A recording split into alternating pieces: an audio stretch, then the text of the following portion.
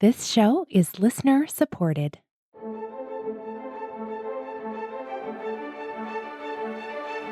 You're listening to Adoptees On, the podcast where adoptees discuss the adoption experience. This is episode 97 SJ. I'm your host, Haley Radke. Today, we are finishing up the Adoptees On Addiction series with Sara-Jayne King, author of Killing Caroline.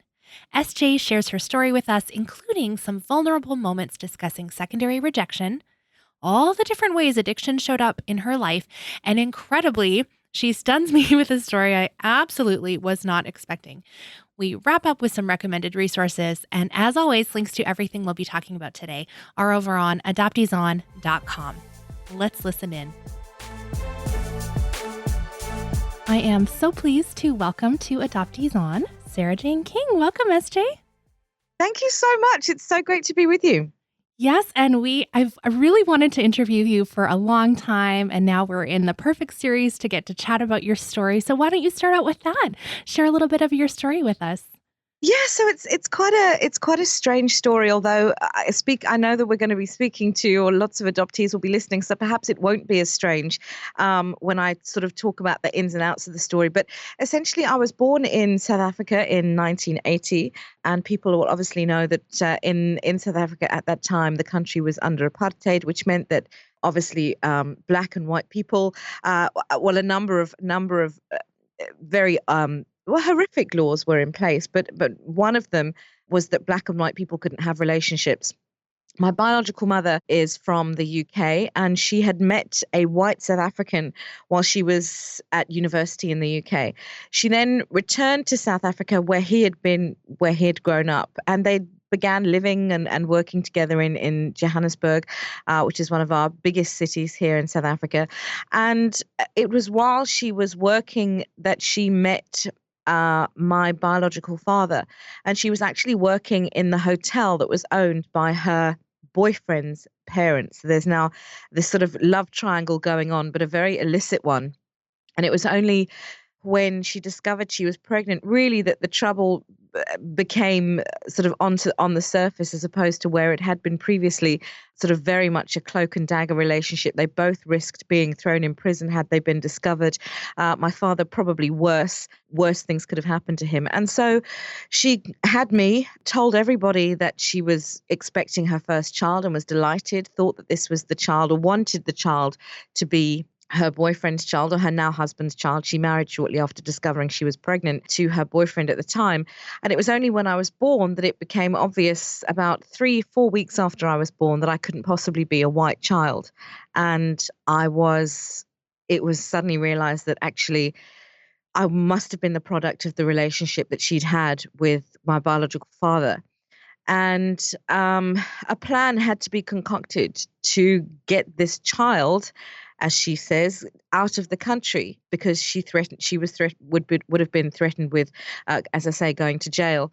And so after a night of sort of reprisals and admissions and confessions, she told her husband that she'd had this affair.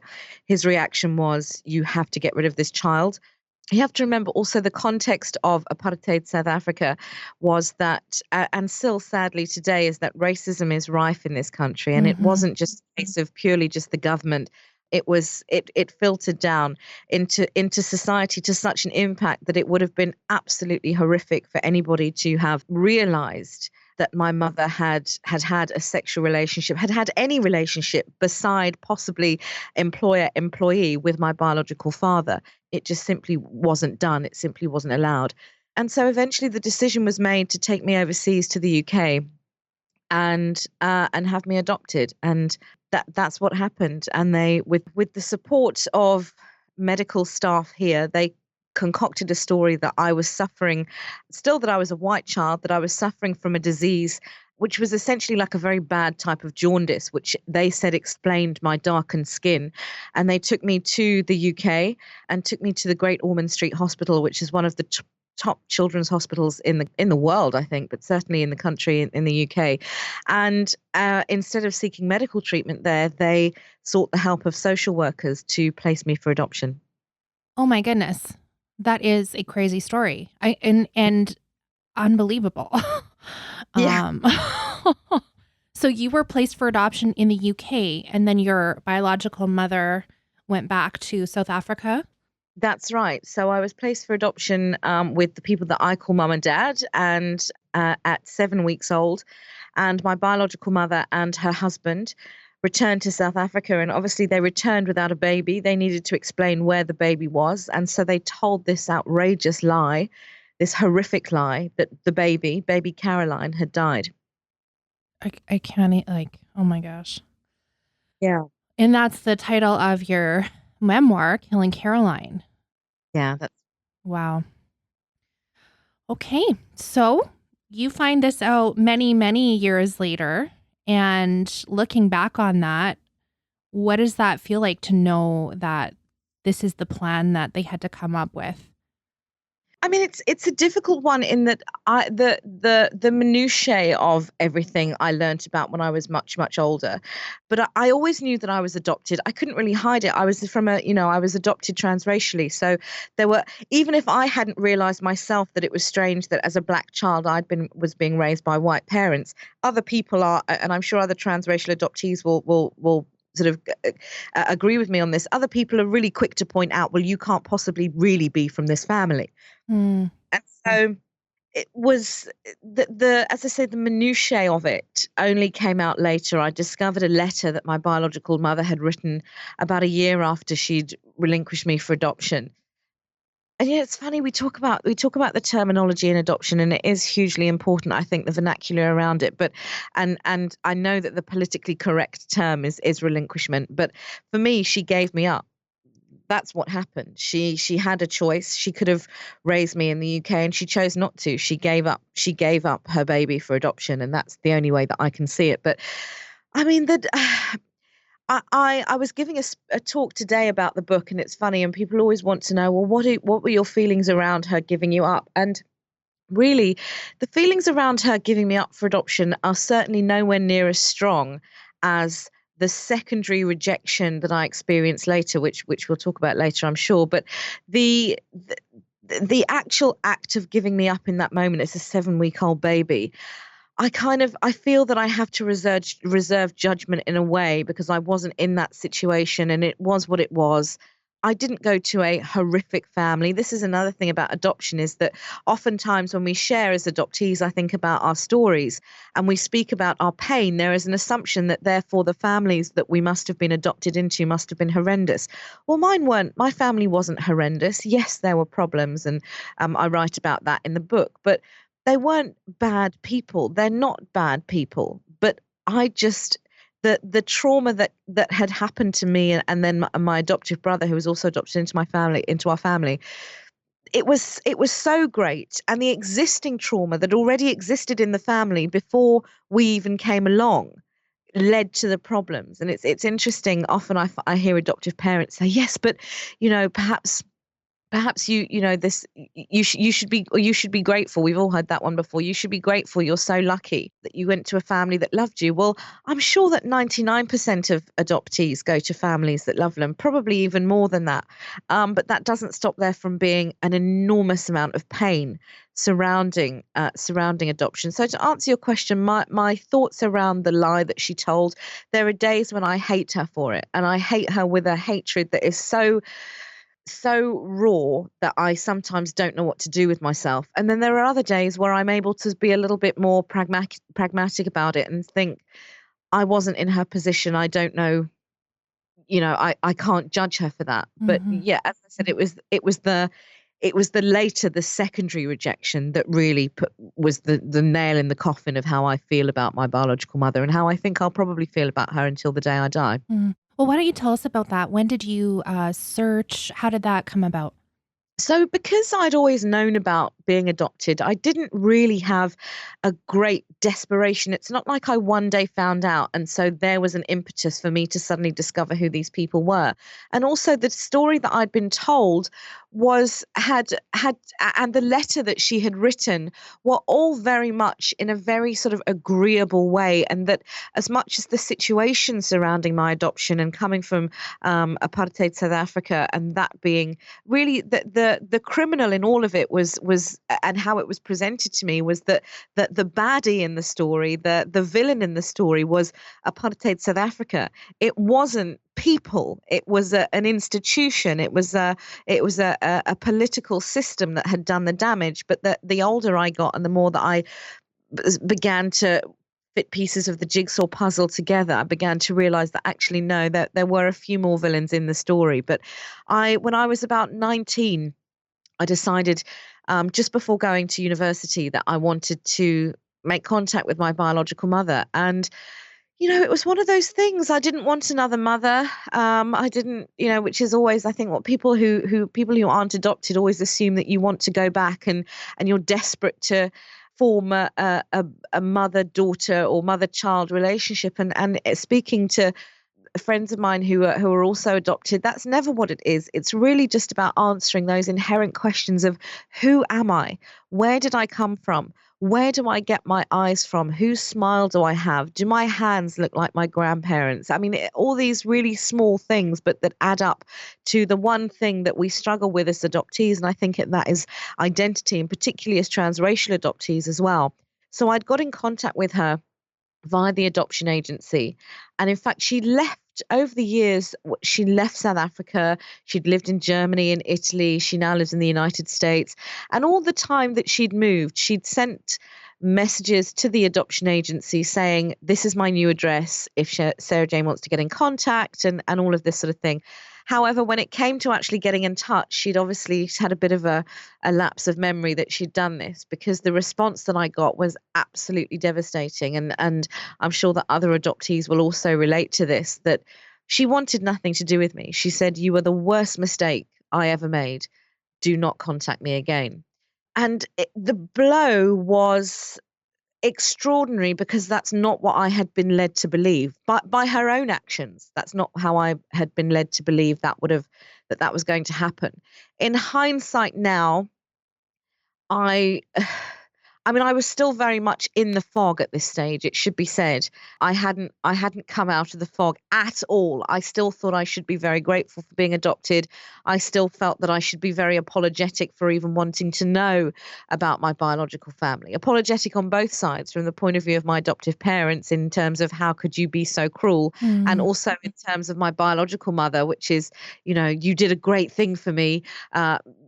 Biological mother, and why would I ever want to have to go, enter into your life and cause upset? Well, that's apparently what I did, and she was very, very angry. She'd now, it was very, very difficult. It was very, very difficult, and it came at a time where I was going through my own stuff emotionally, drinking, drugs, eating disorders, self-harming, and I used her reaction to further my sort of despair and my journey deeper into addiction.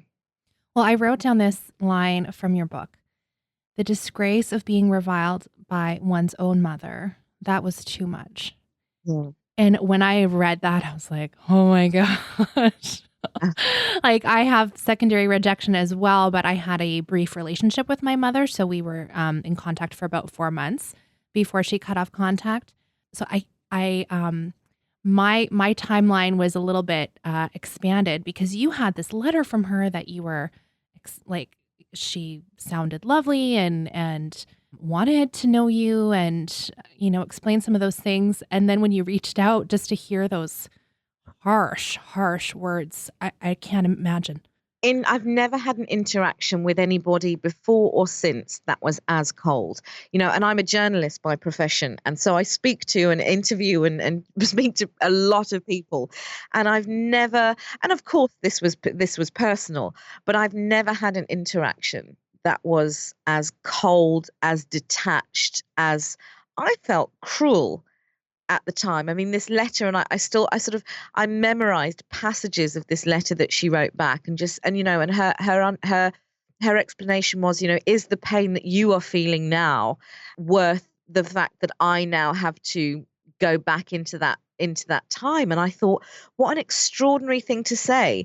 You may have told this unforgivable lie that your baby had died, but you know that your baby hadn't died, so you must surely have been expecting it. And that was the thing that kept going round and round in my head.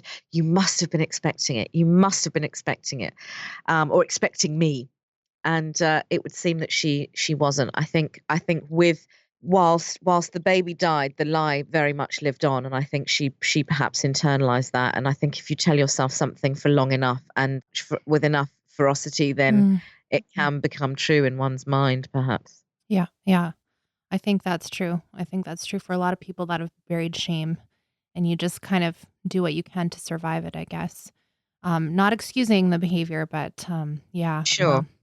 So, can you tell us a little bit about your personal life then? You said you were involved in some activities that were risky and drugs and alcohol, and then this happened. Can you take us to that and talk a little bit about that? I'd always felt like there was something missing. And obviously there was something missing, a huge something that was missing. And that was my identity and my family and who the hell was I?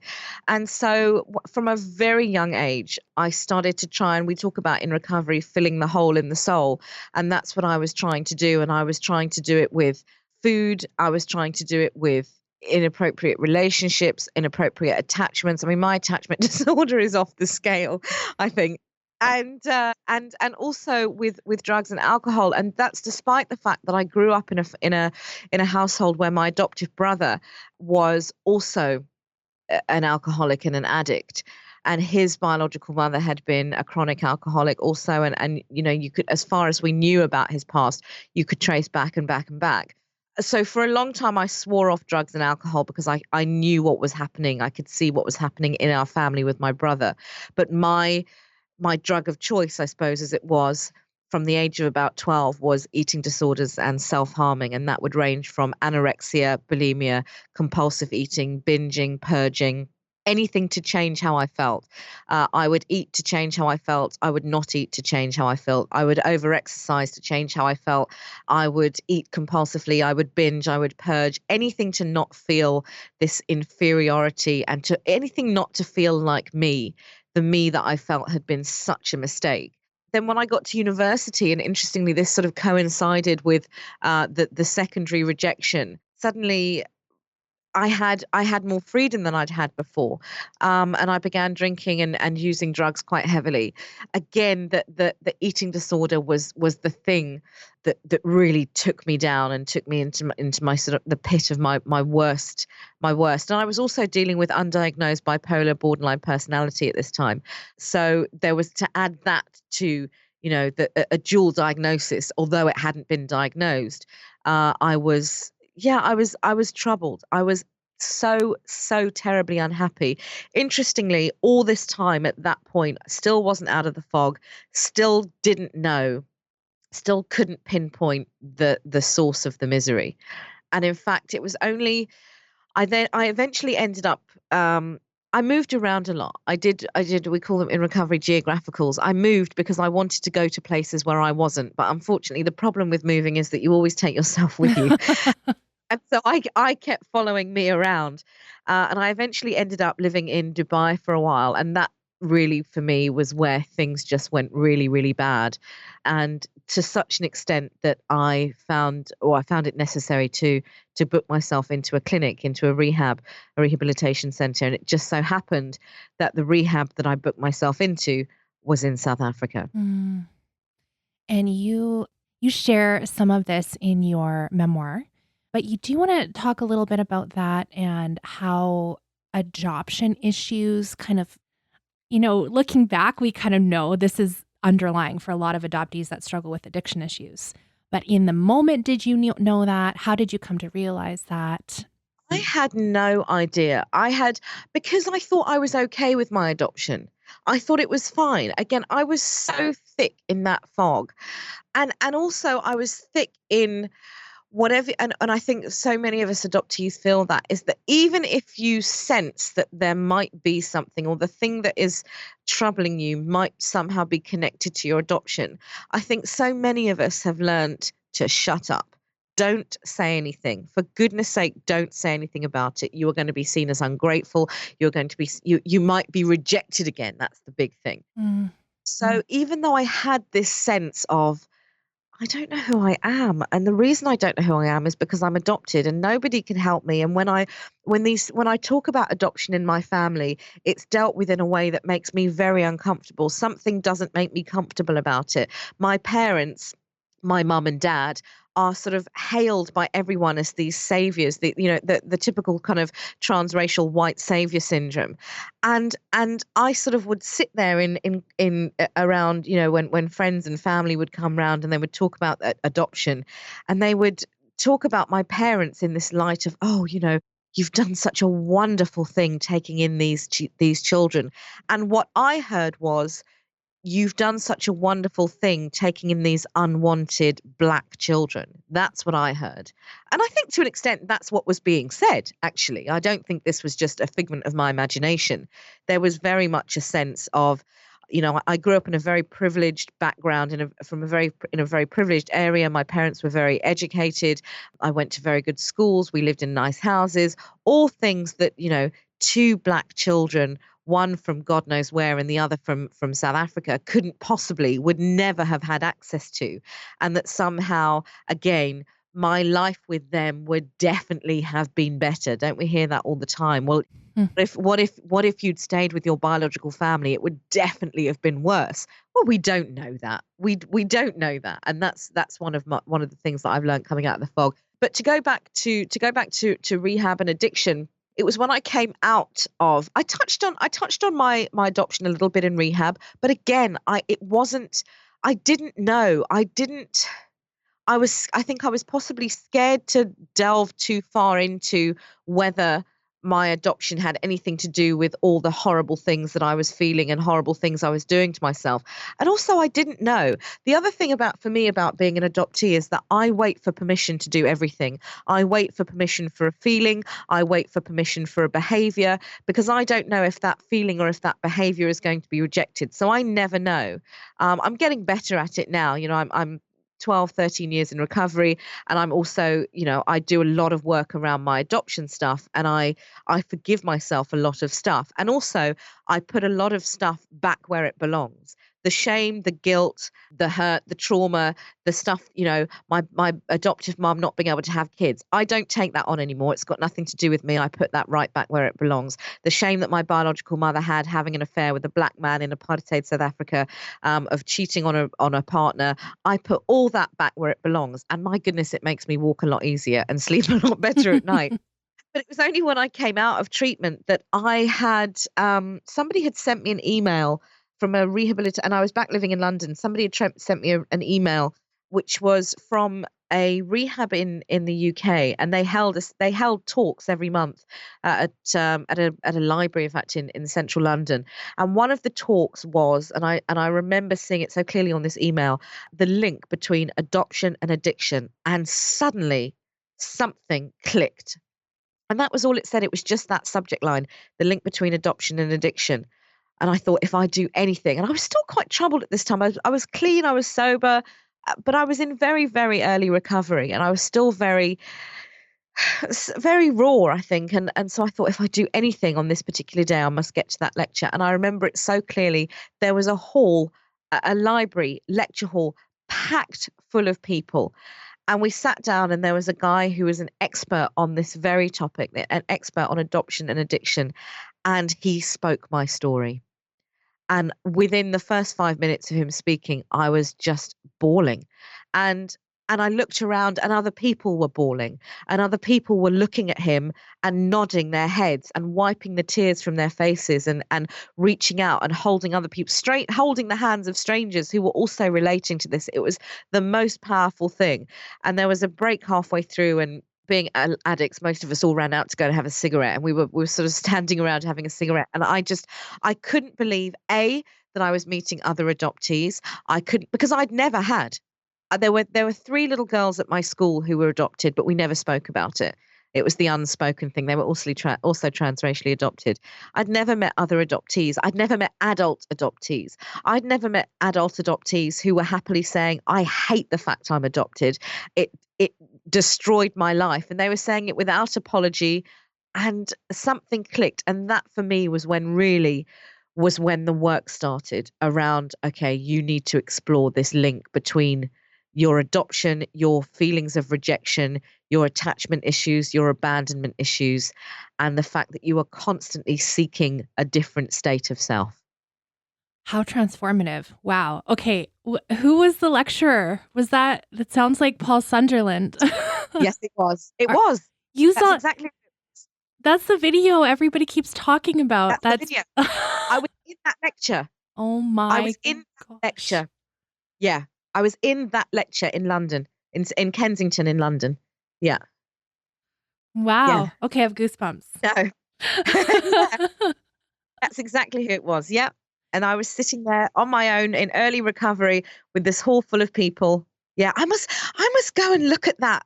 I must go and look at that video again. I have to say, after going to that lecture, and remember, I really was in very, very early recovery. I had less than a year clean and sober. It was, and I'm so glad, looking back now, I'm so glad that I went, because I'm scared of how long the lights could have stayed off for. Mm. But it was really tough listening. He literally spoke my truth. And the thing that stood out for me was this. He said there is a pre-verbal communication to an unborn child that when the parent is going to adopt, or when a parent is adopting, a biological parent, or even when the child is a babe in arms, still pre-verbal, there is a pre-verbal communication of, I am not good enough. How's that? Mhm. A pre-verbal communication of, I am not good enough. And I wrote about this in the book, and I wrote about this idea of, it's one thing to not get on with your parents, it's one thing to be distant from your siblings, but to be rejected by the one person on earth who is meant to love you, and who is meant to care for you, and who is meant to have as their very baseness, their very existence, the survival and the care and the love of, and I was her firstborn child as well, that for that to not exist is extraordinary. Yeah, it's so funny we're talking about that lecture now, because I just, yeah, it was powerful.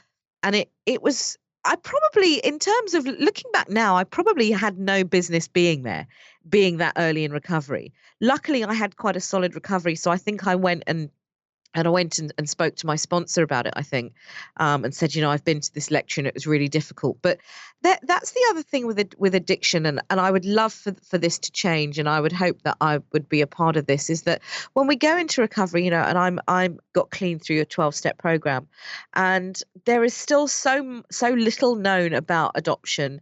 So many people are not adoption experts, i.e. not adoptees. And so I would often share about my adoption experience, and the reaction that I would get back would be the stuff that I now look at in adoption groups and adoption forums and want to tear my hair out. And so that was quite difficult. And I would love there to be more adoptees in recovery. And I'm sure that, we will galvanize at some point and become a worldwide movement. But I'd love it to be sooner, because there's a lot of work that can be done, healing that can be done for adoptees who are working 12-step programs and who aren't, who are in recovery. And I'm picturing that room, the lecture now, that you shared your side of the experience, because you just, in the YouTube video, you just see, Paul standing up at the front, and you don't really see the room. But to know the impact that had, just one event, 1 or 2 hours one day, and you said all of those people in that room, and how many people do you represent, that have no idea around the world? Absolutely. Yeah. What was also interesting, Haley, was that when Paul gave time for Q&As, and I remember asking a question and being terrified. It was still, again, early recovery, really like self-conscious. They'd forced me to put on weight in rehab, so I was just not feeling my best. But I remember asking a question which I think was around, it puts eating disorders and addiction and whatever. It was a bit specific, really. But the people that were asking questions also didn't seem to know. It just seemed amazing that here was this man who had the answer to so many of our problems, and the questions that were coming were, it was almost like, imagine if the room was dark and then suddenly a few light bulbs would just come on. That's what it was like. And then it's a cascade. Yeah. Suddenly a room full of bright lights and everyone just going, how on earth did we miss this? Mm, Yeah. Yeah. how powerful. So you said you have 12 or 13 years now that you have been in recovery. Yeah. And do you want to talk a little bit about that? Have there been struggles? What's helped you? What advice do you have for people? I'd love for you to share your wisdom on that. Oh, I don't know about wisdom, but I mean, just experience that just comes with, and for me, recovery is in terms of drugs and alcohol. I've been clean and sober from all drugs and all drugs, alcohol, and mind altering substances since 2000 August 17th, 2007, and that had to happen. That I wouldn't have been able to live the life that I live now if I was still drinking and using. The eating disorder, admittedly, that's been more difficult. That fluctuates. That has been one of my biggest struggles. And I'm sure that somewhere down, if I could sit in a room with Paul, which I would pay good money again, pay good money to do. I really would. It's so bizarre that I'm thinking back to this moment that it was so pivotal, and that, like you say, that video does the rounds so much among the adoptee community. If I could sit down, I would ask him for more details around specifically eating disorders and addiction, and women and female adoptees eating disorders and addiction. That has been more of a struggle, but again, it's a day at a time. I take it a day at a time. But my recovery was very much based in 12-step programs, and so religiously for the first sort of 5, 6, 7 years of my recovery, that's what I did day in and day out was go to meetings. And that's not to say that there aren't other ways to recover or to begin a journey to recovering from active addiction, but that was what worked for me. And writing helped me an enormous amount. I had to write a lot in treatment. Obviously, in 12-step programs, there is a program to work, and actively doing the 12 steps requires a great deal of writing. And I'm a reluctant writer, it should be said. I'm not somebody who thinks, oh, let me get out my journal and I start scribing away like Virginia Woolf. That's not it at all. I am reluctant, but once I do, I find it very healing. And surrounding myself by like-minded people, and that's been really interesting in terms of my recovery journey, in terms of my adoptee journey as well, because while it was such a no-brainer to me when I got into recovery that I would need to surround myself by fellow addicts and fellow recovering addicts. I didn't quite see the same connection with being adopted. Because I didn't realize how many of us there were. And I think another reason for that is that not everyone talks about it. Not everyone talks about it to people that they don't know are also adopted, and for me, it's because I didn't want to have to deal with bullshit, really. I didn't want to have to deal with stupid answers to or stupid questions and insensitive comments. So I stopped speaking about it, not publicly, but it was something that I shared with people who needed to know. And it certainly wasn't a secret, but I didn't want to get into discussions with people about it, particularly not when I moved back to South Africa, which was about 10 years, 11 years ago now. And people still hold very, very problematic views in South Africa around race, around apartheid and what happened during that time. And so it wasn't that I didn't really want to speak about it, but it's a no-brainer for me now. Now I'm out of the fog, as it were. All I want to do is surround myself by adoptees and hear other adoptee stories and be shored up by them and get support from fellow adoptees. It's extraordinary. That coming out of the fog thing has been one of the most powerful experiences of my life, because again, it was like suddenly every day was like a day that I was in a room with Paul Sunderland, in terms of people were speaking my story. They were speaking what I felt. If I was in an adoption forum group and an adoptive parent or somebody would say something that I just thought was hugely inappropriate, and somebody would immediately jump in, and I think that's what I wanted to say. There are people that feel like me. And now, it's phenomenal. And I'd love there to be more of that around adoption and addiction. It would be lovely to go into meetings and to just have adoptees sharing. Maybe I should start something, Adoptees, Addict Adoptees Anonymous or something. There's probably already a group out there. Let's look for it. Yeah, well, when you were talking about just being with adoptees and they get it and stuff, I'm like, oh my gosh, girl, same for me. Like I Yeah. just feel like you just don't have to explain 90%, right? You already know, and the other 10 is just getting to know each other personally. And yeah, that there's great power in that. And healing. Yeah, absolutely. Absolutely. Thank you. Thanks for your thoughts on that and for sharing about the 12-step program and writing. And I really want to talk to you about that when we do our recommended resources. But I just want to give you a couple minutes because you have an update since you published the book and you were looking for your biological father and hadn't quite found him yet. What has happened since you published Killing Caroline? What happened was as you know, I'm a journalist and radio presenter, and I have a radio show here in South Africa. And a friend of mine who does a radio show on the same station as me had said when the book came out. In fact, it was a few months after the book had come out, and he said, "You haven't been on my show. Come on my show and talk about the book." So I said, "Okay, that's cool." And in the book, I had changed names, not all names. Like my mom and dad, I didn't change because my dad's dead, or my adopted father died when I was 21. So that really wasn't a concern. My mom didn't mind. She was like, no, that's fine. She probably liked a bit of the I'm in a book. My best friends weren't that bothered either. They were cool with that. But in terms of my biological parents and my biological other extended biological family, I changed the name not to protect them because I don't think they are deserving of protection, but because it's not relevant.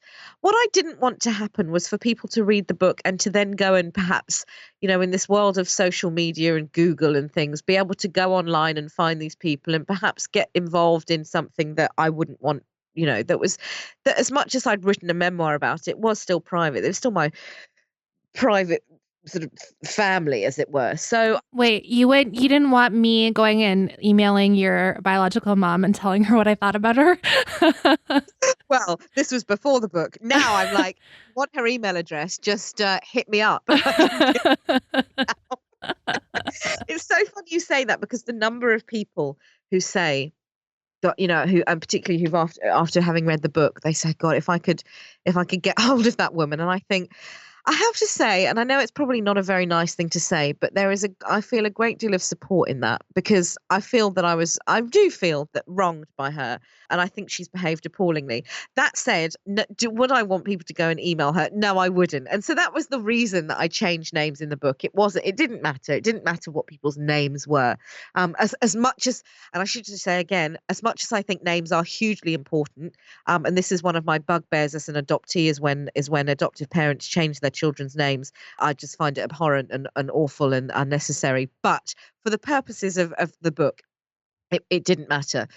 So I was doing this interview with this friend of mine on his radio show, and he said to me during a commercial break, "Why don't you give your dad's real name? I know how desperate you are to find him." And I was desperate. The momentum was happening with the book. It's been hugely successful across South Africa, and it was gaining momentum. But I still wasn't happy. I was miserable, actually, because there was this man and who I didn't know, and I would do interviews and TV stuff and radio stuff, and people would say, "What about your dad?" And I would have to say, "I've got no idea." And so I gave his real name during this interview. And Black Twitter, being what it is, galvanized. Thank God for Black Twitter. Within, within 24 hours, or just over, somebody had sent me an email which had a telephone number on, and they said, "Try this number, it could be your biological father." And I phoned, and it was him. It was him. And I won't give the whole thing away because I want you to read more about it in the second book that's coming out, but she said shamelessly. But but it was him. And within a week, I had flown up to Johannesburg, where he lives. I live in Cape Town now, and we'd met. And it was without doubt the best moment of my life. And now we have a relationship. And now I have a dad, and I have two brothers and a sister, Mohadi, Tabo, and Tabiso, and my dad. And it is just wonderful. And I'm really, really, really blessed to have them in my life. Oh, that's so beautiful. I I have like similar secondary rejection, and then I have reunion with my biological father, And it's such a gift, especially for Wonderful. us who have had That the rejection is, yeah. oh, Yeah.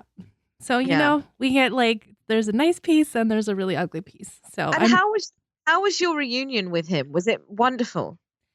wonderful, then very challenging, and we worked Yeah. really, really hard to make it wonderful and healthy and good. So Yeah. yeah, Yeah. yeah, Totally relate. yeah. Yeah. Okay, well, can't wait for book number 2. So let's go on and do our recommended resources. And first, of course, I'm going to recommend that people check out your book, Killing Caroline. And if it's okay with you, I have just a couple of sentences I want to read here. This is just before you are checking yourself into rehab. And you write, I realize I have inherited the worst parts of her. I disappear when things get tough. I'm a pretender, a fraud, a keeper of secrets, a liar. Like her, I do not want to take responsibility, and I will do anything, it seems, to avoid the consequences of my own decisions. I've tried to run from something that will always follow me. And your memoir is so beautifully written, and for someone who calls herself a reluctant writer, I have a hard time believing that. Maybe just getting to the chair to sit down, maybe that's the part. But I haven't read a memoir that has quite as many intimate details as you share. There are moments that are just so heart-wrenching, and you don't gloss over any hard things. And so I really appreciated reading your story, and to hear more from you today was really special for me. So thank you. And I definitely do recommend SJ's book. So go check that out. Killing Caroline, and Caroline with a K. Yeah. Yes. And what did you want to recommend to us, SJ? So we've been speaking about sort of coming out of the fog a lot, and also the importance of sharing. And there is an adoption group on Facebook called Adoption Facing Realities, and it has saved me from insanity at times, and it has given me when there are moments, and I'm a member of a lot of adoption forums, and in some of them I am one of maybe one handful of adoptees. And particularly having written the book, people want to get in touch with me, which is lovely, but people are also very angry because I speak very honestly in the book about adoption, and when I speak publicly, I speak very openly about my views on adoption. So a lot of times I will get absolutely dragged in adoption groups, but I know that in adoption facing realities, I can go in there and I can say whatever I like, and I have the support. And what's so important about this group is that privilege is given to adoptees, and that is so rare. And that is so important too. And I know that a lot of groups don't understand why that's important. And they will. I think it will come with time. They'll understand why adoptee voices must be given privilege in groups like this, regardless of what the group is. Adoptee voices must be given privilege. You can't be in a situation, I think, where an adoptee is sharing their experience, and a hopeful adoptive parent or an adoptive parent jumps in and says, yes, but you're being so negative, or but that's just one experience, or you don't speak for everybody, because the damage that does, I think is profound. And I don't think I think it comes from a place of fear. I think it comes from a place of ignorance. I don't think it comes from a place of malice necessarily. Perhaps also a bit of guilt, but the fact is that the admins in Facing Realities are superb. They speak from their own experiences also, but they admit when they're wrong, which I think is hugely important, which in a lot of other groups I don't have that. I mean, I don't have that. And yeah, there also is encouragement in that group. A lot of times hopeful adoptive parents or adoptive parents will jump in and expect the group to be something it isn't. And very often people in that group come down very hard on new members. But what's wonderful is when you come back, or you see those members who stick around, and 3 months later they say, now I get it. Now I get why you came down so hard on me. It's because X, Y, and Z. It's because adoption isn't about me. It's about the adoptee. And I've just found it one of the most powerful resources, and almost to the extent that I want to keep it a secret, not from other adoptees, never, but from as much as I want APs and hopefully adoptive parents, and I mustn't forget also biological parents as well. But I like the fact that it creates a safe space, because my goodness me, do we need one as adoptees? Mhm. Yeah, and groups like that, I exactly for some of those reasons I have stayed out of, because I feel like you say something in that is about something about your personal experience, and then you just get shut down, or told you're Yeah. negative, or Yeah. you must have had a bad experience. And it's like, okay, well, you asked the question, how can we help your kid that's struggling? We're telling you honestly. I mean, you just don't want to hear it. So I really appreciate that there are spaces like this for adoptive parents to come and hear honestly from adoptees. And good for you for sticking it out in something like that. Because, It's not that it really is tough. There are a couple of adoption groups here in South Africa, and when I was writing the book, I thought, I didn't even know that they existed. And then I joined a few, and some I stuck with, because I thought I have every right to be here. And then at the end of the last year, some very negative stuff started happening. And I think also because I'm a quote unquote public figure in South Africa, it's very easy for people to attack me. It's mm, very easy for them to dehumanize me and go, well, it's Sara-Jayne King, and she's not a real person. She's just this person we hear on the radio or see on TV, or she's written this book.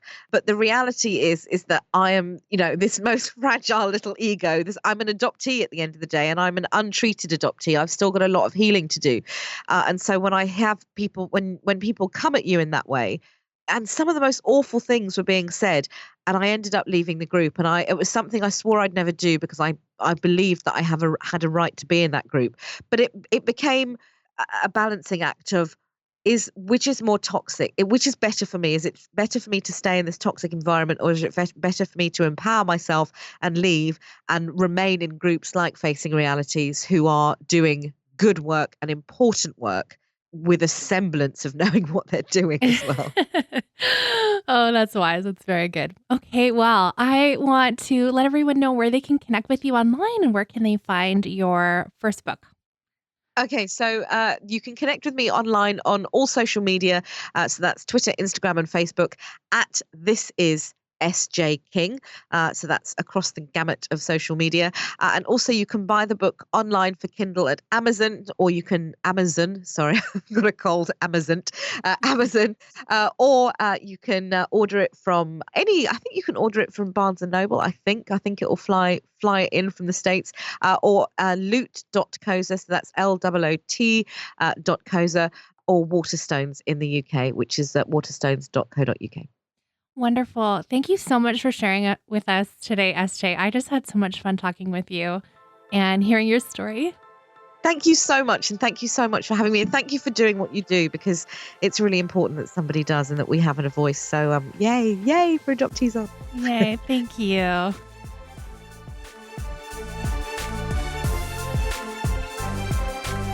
I hope you enjoyed this short series on Adoptees on Addiction. And I have some really exciting shows coming up for you, including new healing episodes, new guests, updates from past guests. It's all coming up, and we've got lots and lots of good stuff in store for you in 2019. So make sure you're subscribed to Adoptees On wherever you like to listen to podcasts, and you can find links to everywhere you can download Adoptees On over at adopteeson.com/subscribe. And as always, I want to say a big thank you to my monthly Patreon supporters, without which there would not be this show every week. So thank you so much. If you want to stand with our supporters, you can go to adopteeson.com/partners to sign up. And I would love to get to know you better in our secret Facebook group. And there are some amazing things coming up in our Adoptees On Patreon exclusive podcast feed, which you will get if you are a monthly supporter on Patreon. So don't miss out on that. Head over again, adopteeson.com/partner. Thanks so much for listening. Let's talk again next Friday.